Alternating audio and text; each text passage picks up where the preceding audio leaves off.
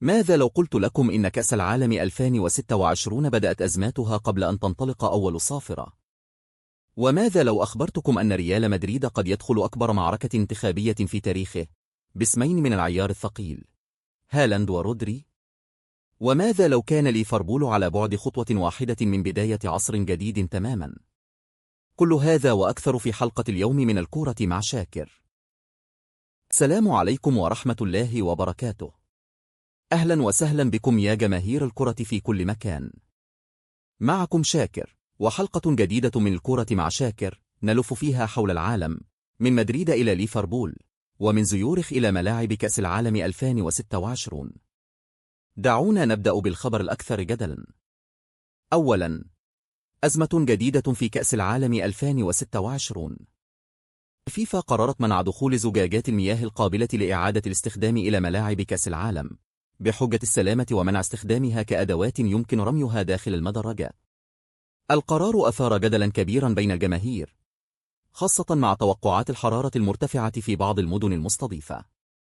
الفيفا تقول إنها ستوفر محطات للمياه ومناطق تبريد وخياما لتخفيف الحرارة، لكن الجمهور يسأل: هذا كاف في بطولة بهذا الحجم؟ ثانيا، ليفربول يقترب من إيرولا. في إنجلترا، ليفربول يقترب من توقيع العقد مع المدرب الإسباني أندوني إيرولا ليكون خليفة آرني سولوت. الخبر مهم جدا، لأن إيرولا ليس مجرد اسم جديد، بل مدرب له أسلوب واضح، ضغط عال، سرعة في الانتقال، وكرة مباشرة تشبه في بعض ملامحها روح يورجن كلوب. جماهير ليفربول تنتظر الإعلان الرسمي، لكن السؤال الأهم: هل يملك إيرولا الشخصية الكافية لقيادة ناد بحجم ليفربول؟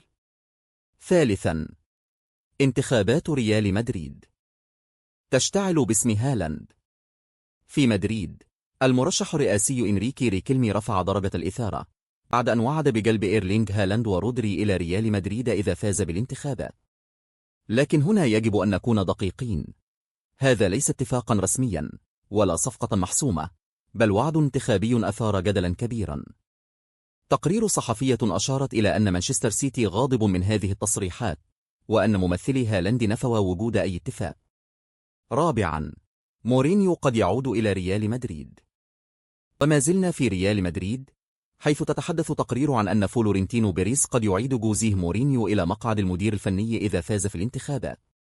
عودة مورينيو إن حدثت ستكون قصة كبرى، لأنه مدرب يملك تاريخا قويا مع النادي، لكنه أيضا شخصية تثير الجدل أينما ذهب.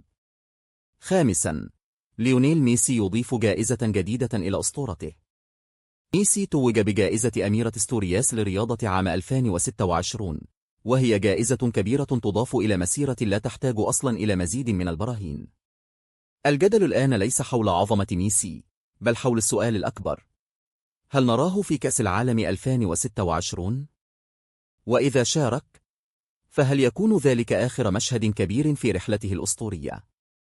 سادسا، عقوبة أوروبية قاسية على تورانتو فوز.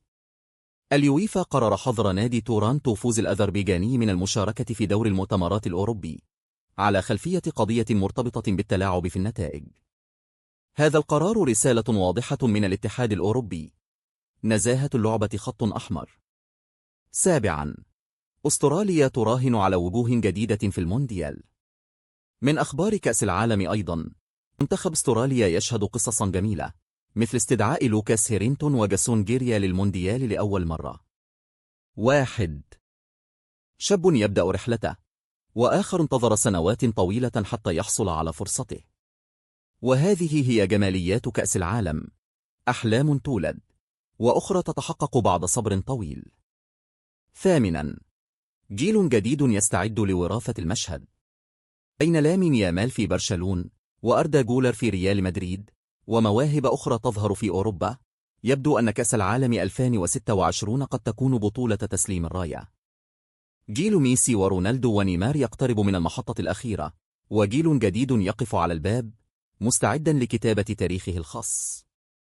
والآن، مع الفقرة التي تنتظرونها كل يوم، رأي شاكر. بصراحة، أنا أرى أن كأس العالم 2026 لن تكون مجرد بطولة كروية، بل ستكون اختبارا كبيرا لمستقبل اللعبة كلها.